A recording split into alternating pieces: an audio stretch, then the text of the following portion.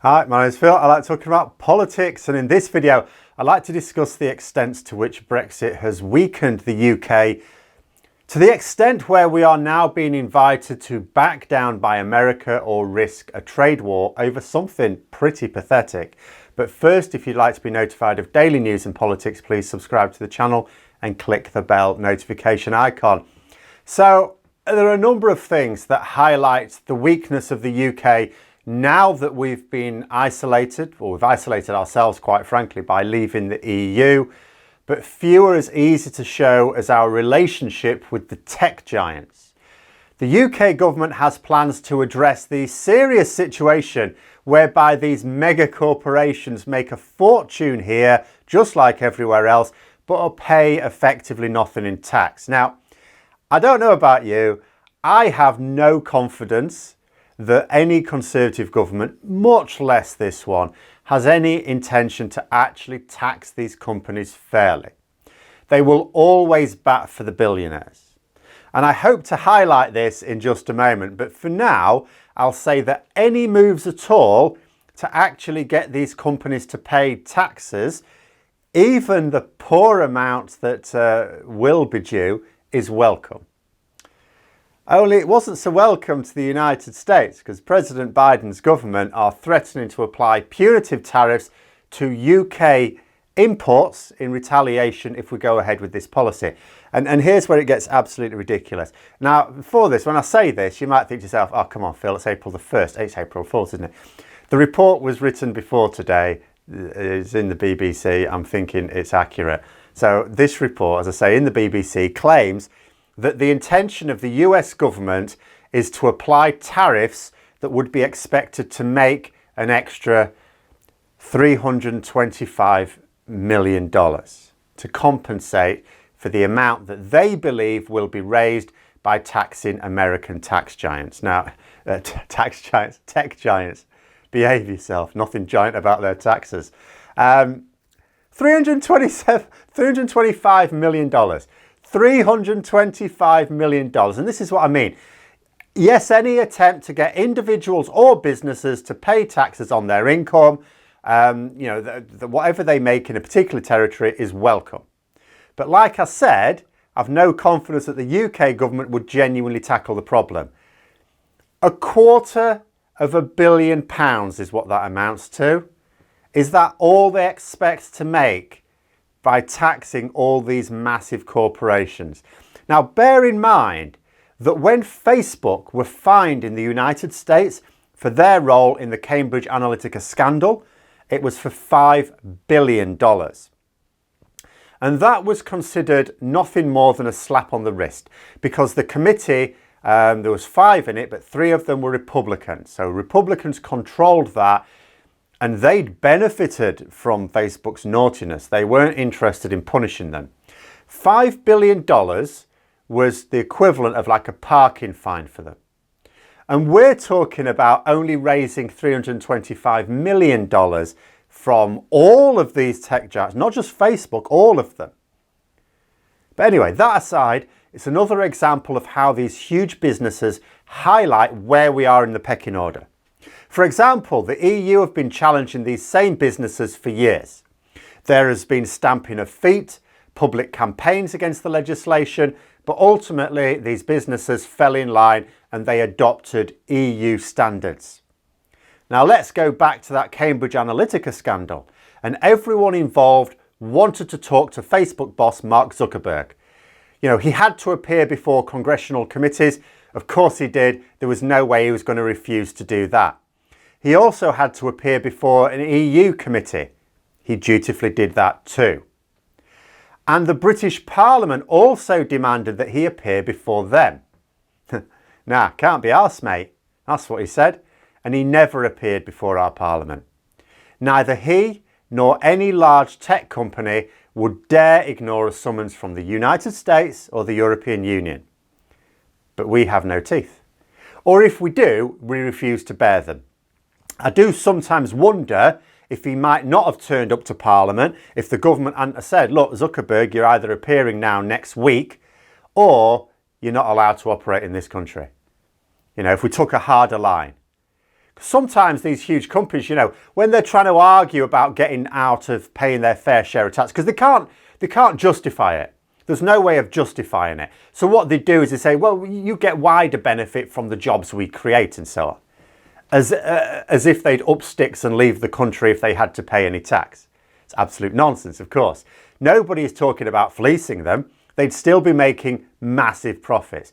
Profits that would hurt their value if they just shut them down out of spite. Can you imagine going to the shareholders and saying, yeah, but they wanted us to pay more taxes, so we just shut down the entire operation? What? So instead of making less profit, you decided to make no profit? Yeah, we're glad you're running our company for us. Thanks very much. But whatever would happen under those circumstances, we'll not find out because we don't have a government that will take these guys on. And then we look at the impending trade war with the United States. Over $325 million for the entire sector.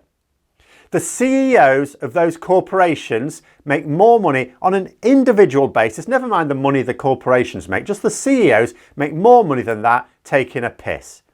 The US government wouldn't take such action against the EU for such a paltry sum and risk souring relations. So it sounds like a lot of money to us. I mean, that's the problem when you're considering these things. To an individual, it says, well, that sounds like a lot of money, because you think about you having that amount of money. It'd be huge for like you. But for a tax revenue increase from an entire sector of the economy, and a large sector at that, it's virtually worthless. The fact that the US government would even bother to make a statement about such a small amount, much less actually go to the time and trouble of working out how to punish British exporters, means two things. One, they're not at all concerned about souring relations with Boris Johnson's government. They're either as low as they can get, or they just don't care if they get lower. Or two, they can see how weak we are and are not going to let us get away with anything. I'll tell you what it reminds me of, going back to my first year of teaching. It's an absolute nightmare. I didn't so much teach in a school as a zoo for children who kept setting fire to the place every few years. I ran screaming from the building, never looked back. But there was a teacher in the classroom opposite who was actually the father of a lad I went to school with. Now, I was in awe of him. Everyone at that school was in awe of him. It's one of those teachers, every school seems to have, every rough school, that no kid messes with. And you observe him, you try and pick up tips, and you say, what's going on? And he would come down hard on the slightest transgression, like the tiniest little thing. There was me, hoping that my class wouldn't turn the gas taps into flamethrowers, and there he was, tearing a strip off a kid who'd be looking down at his feet if their shoelaces were undone.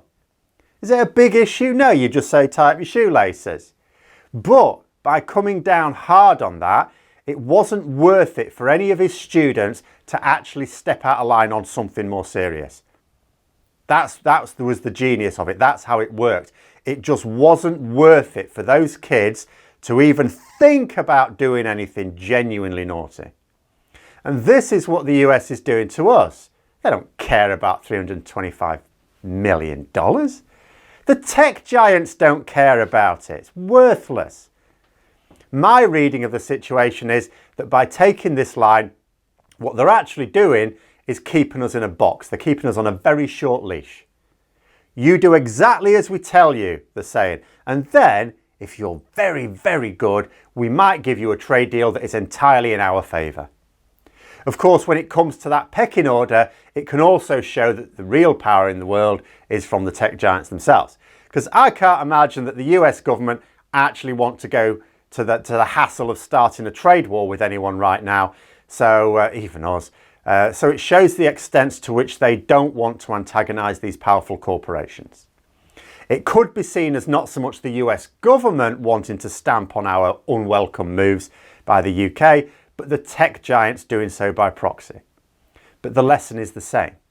As part of the EU, we were way more powerful. We were a much more powerful force in the world when working with our European partners. The tech companies have objected to EU moves, much more serious moves than this, but ultimately fell into line. Oh, lots of horror stories. They would tell lots of horror stories about what would happen to our social media access if these policies were implemented. Have you noticed any of them come true? I haven't noticed any of them come true. And don't get me wrong, I appreciate the tech giants. I mean, Google pays me, basically. But, you know, that's how the tech giants lobby in the EU. They try and get public opinion on their side to pressure them. Doesn't work terribly well.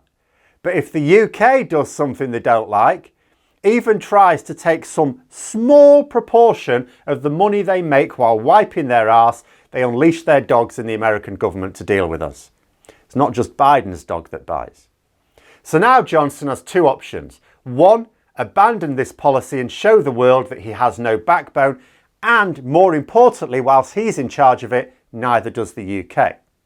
Or two, forge ahead with it, have a backbone, and then take the bad press about British exporters losing even more business because of Brexit, albeit indirectly this time. But those are my thoughts. Let me know yours in the comments below. Hope you found the video interesting. If you did, don't forget to click the like button. And if you'd like to support the channel further, please also click the Patreon link for details. And until next time, I'll see you later.